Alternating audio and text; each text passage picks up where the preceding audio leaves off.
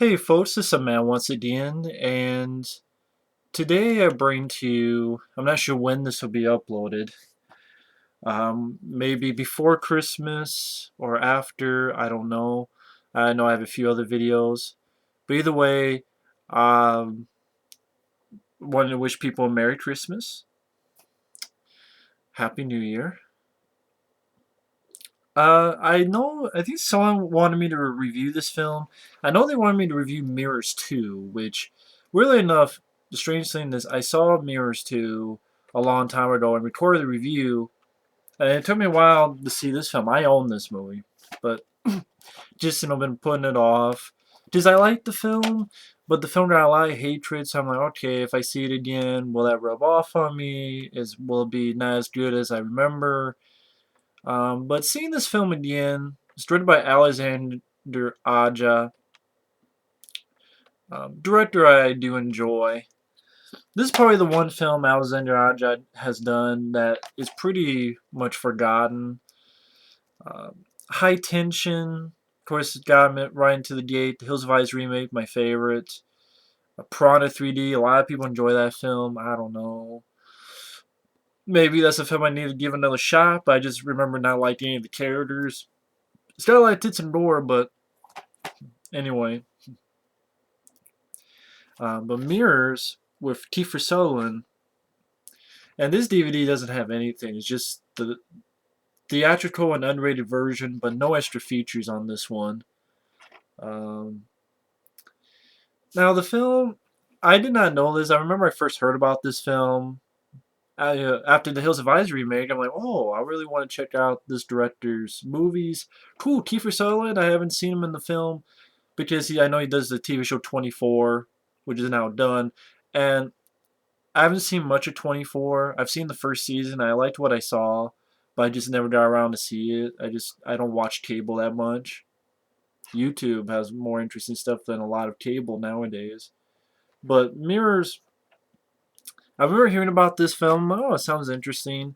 I did not know this is actually a remake because I'm like, okay, I was in Hills of Ice remake, then this is a remake, and then Piranha 3D is a remake. You need to get out of the remake business. Make something your own for a change. But this is a remake of a 2003 South Korean horror film called Into the Mirror. But from what I understand, he sort of made it his own into this film. At least that's what I understand. Um, like Into the Mirror. Uh, Into the Mirror. See, after causing the death of his partner accidentally in a hostage situation, he quits the police force to work for security at a shopping center. Um,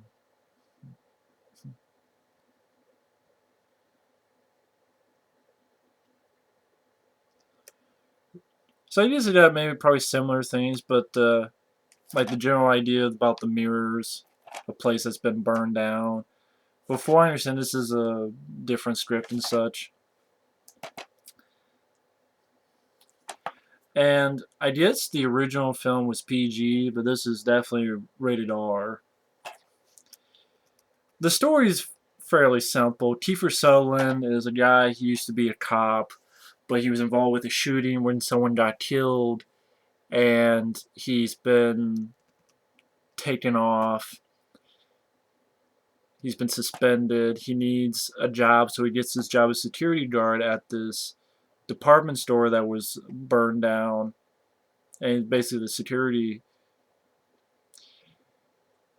You have a nice opening where a guy running, and then he looks at the mirror, and he has a nice practical slit throat. I don't know how it is on the theatrical, but definitely on the unrated version, definitely nice blaze slit throat. And one thing leads to another, as Kiefer Sutherland's going through his routine, he starts seeing weird things in the mirrors. Uh, sometimes the reflection doesn't follow his movements. Uh, they'll crack. Then he turns around, they're not cracked anymore. or is tracked, and he looks at it and it cuts his hand.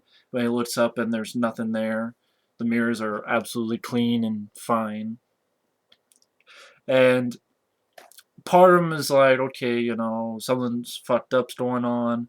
Another part of him is like, okay, I have all this stuff going on. This is a guy who he had a drinking problem, which I think Kiefer Sutherland has had a little bit of that from time to time, unfortunately. Hopefully he's doing okay though nowadays. I definitely know in the past he did. But now like he's taking pills and he's estranged from his wife and kids. He's living out of his sister's apartment. His sister's played by Amy Smart. And for some reason, like he keeps having these weird things going on. Every time he sees a reflection, they do stuff that he's not doing. They move on their own. Uh, he finds the wall of the guy who had previously been killed has this word named Asaker, and he's trying to figure out what the hell it is. What happened to the guy who was there before him? And one thing leads to another, and his sister, Amy Smart, gets killed in a very graphic way where the reflection opens her mouth. And so Amy Smart's mouth, while she's in the bathtub, splits open. And you have a little bit of CGI, but it is mixed with practical. So I at least appreciate that it's mixed in with practical stuff. So it's really bloody. Mouth being. So I appreciate that. And basically, long story short, he has to figure out what to do next and how to stop it. And find out what Essaker means. And the thing about the film is, I do enjoy the film. I did like the film. I think you have capable direction by Alexandre Aja. I don't know why. Mirrors kind of fascinates me. I say kind of because it sounds stupid, but and I'm not like a fan of like Poltergeist 3 that has a lot of mirrors. But I don't know, just mirrors, the fact that you're looking at a reflection and you can kind of easily see how that could be another world. Or maybe it's because, Prince of Darkness, the final scene where, he's at the mirror and he touches, and right before he touches, a great story happens. I mean, I like the idea of mirrors being sort of doorways to another reality. It kind of just appeals to me. And I like the little trick of the mirrors where the guy moves, but the image will still be there. Or there's a scene where Q-Sun's looking at an image, and the image pulls out a gun and shoots at him, and then he, of course, freaks him out. Capable direction by Alexandre Aja. Definitely got some gore in there, some blood.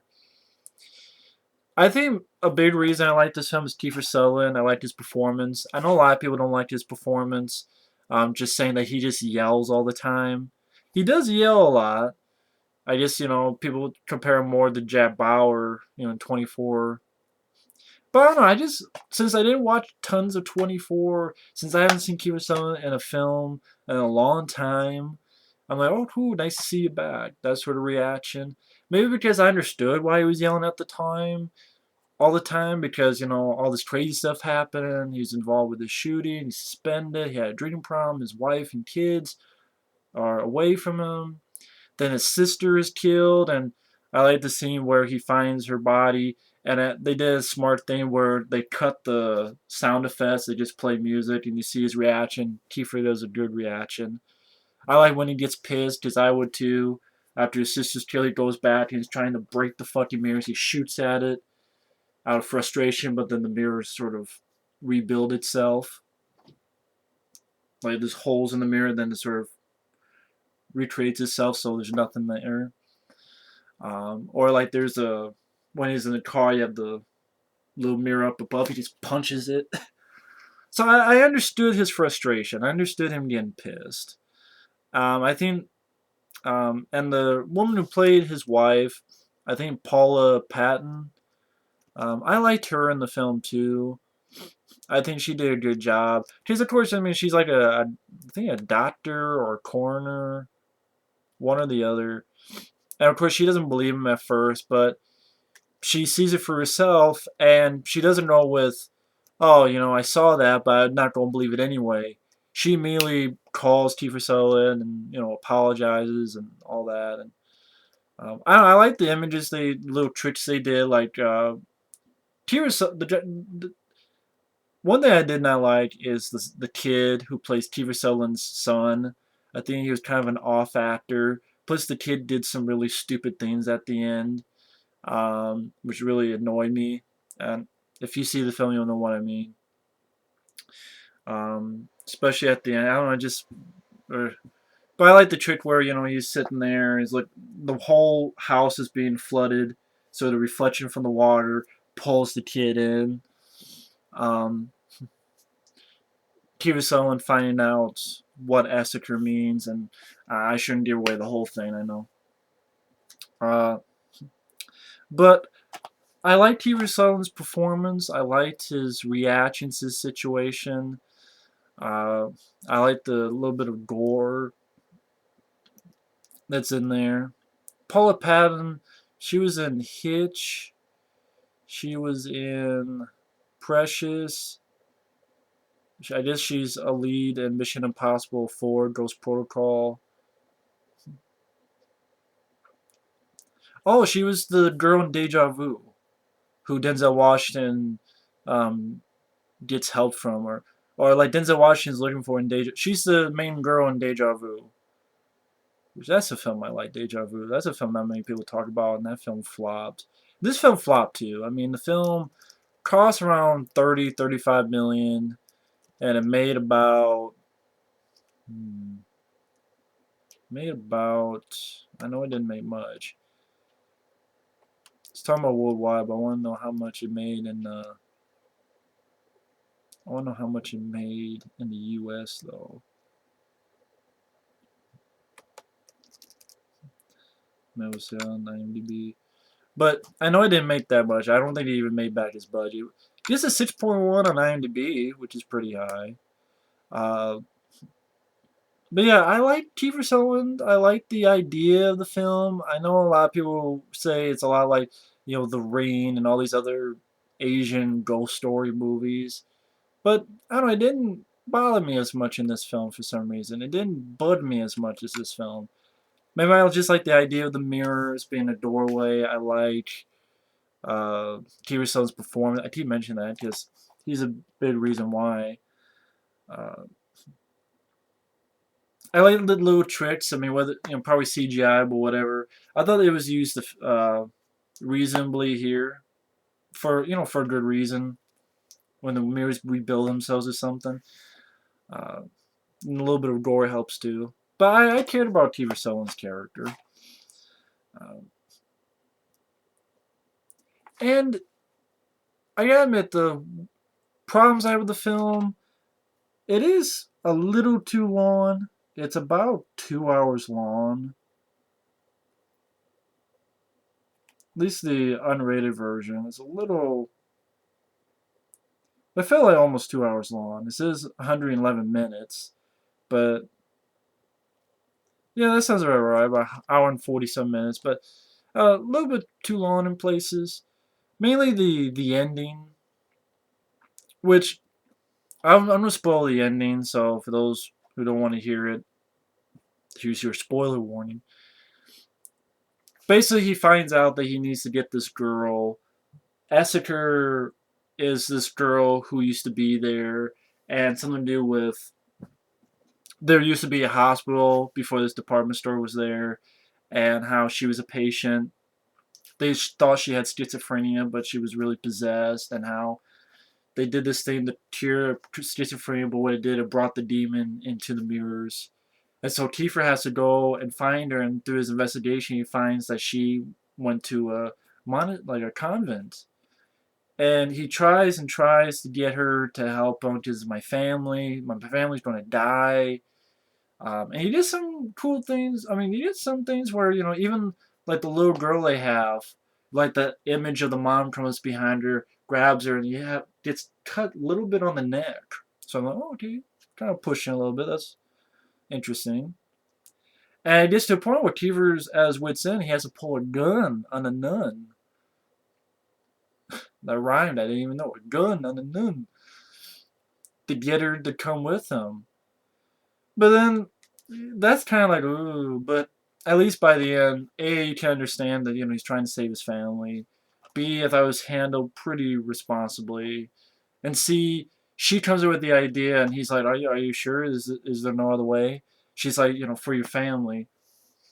When they get there, and she has to be tied down in that same chair she was in the hospital. One leads to another. His family's safe. She gets possessed though, the nun, and you have a fight with her. You have a little bit of bad CGI at times, but you do have some practical as well when they made up practically, and some nice stunts with Kiefer Sutherland's character being thrown left and right. But then he, come out, bitch, stabs her through like this pipe. But then she's on fire and grabs him, but he throws her over to here where she gets crushed. And he tries to escape. Everything's toppling down. You think he's escaped, but then you find out he's in the mirror world because he's sort of bloodied up, but he looks around, no one's noticing him, and he finds on these name tags that it's backwards, and he's in the mirror world. And there's a point where he puts his hand on the mirror, and you see our world, and you see, like you saw before, he would see these handprints, but he couldn't rub them off. It was like they're from the other side, and now he's on the other side, and you see his handprint. So on the one hand, I'm like, oh, you didn't really have to end it that way. That's why when they did the sequel, I'm like, I would like to see that sequel. Him in the mirror world and him trying to get out. I think that'd be interesting. I know his character in real life, I guess, died because I think they pull a body and that's his body. So I guess his spirit's in this mirror world now. But it'd be nice to see if there's a way to escape the mirror world. Maybe it didn't kill the movie for me because in a way it's depressing, but in a way his family's safe. He's not suffering. It's kind of like, like Lawrence Fishburne in Event Horizon. I do like that film, but Lawrence Fishburne, when he's put bad, it's like, I hope he died, otherwise he's suffering, and I don't like that idea. But at least here he's not suffering. There's no baddies coming after him. He's just stuck there. I just always saw it, as a wise man once said, the door swings both ways. So, if there's a doorway to come in, there's got to be a doorway to go out. But, at least in my thinking. But, either way, I would have just rather have gone with the more straightforward ending, but it doesn't kill the film for me. It's not. It kind of lessens the impact of being the depressing ending, so I appreciate that at least. It wasn't him suffering or anything, but I think that if it was just ended more straightforward, I'd give this even a bigger recommendation. But a lot of people don't like this film. I know the guys at Dick Pit hate this film. I know a lot of people out there hate this film, and that's cool. It's definitely Alexandre Aja, probably his most hated film of the movies he's done. Because I know more people like the Hills of Ice remake like me, and High Tension and Piranha 3D. But this is sort of the forgotten Alexandre Aja film, and I do enjoy the film. I do like the film. I like Kiefer Sutherland's performance. I thought the director did a capable job. You got some gore in there. Uh, and, sometimes that's enough for me. I got a character and a lead actor I like. I got some gore, some little bits of action. Um, I thought it was an interesting story. I liked the story. And overall, yeah, I liked the movie. Again, the ending I wish was changed a little bit. And yeah, some spotty CGI shots. And a little bit too long at times. But definitely, I like the film. That's just me, though. But either way, yeah, it was not a hit. It made $30 million, so it didn't even make back its budget. Which I'm surprised why they made a sequel, even though it's direct to DVD. So I don't know why. But either way, thanks for watching. Take care, and stay tuned. Maybe I'll upload my review for the sequel on the same day. But anyway, thanks. And if it's after Merry Christmas, hope you had a Merry Christmas. It was before Merry Christmas. Thank you and take care. Later.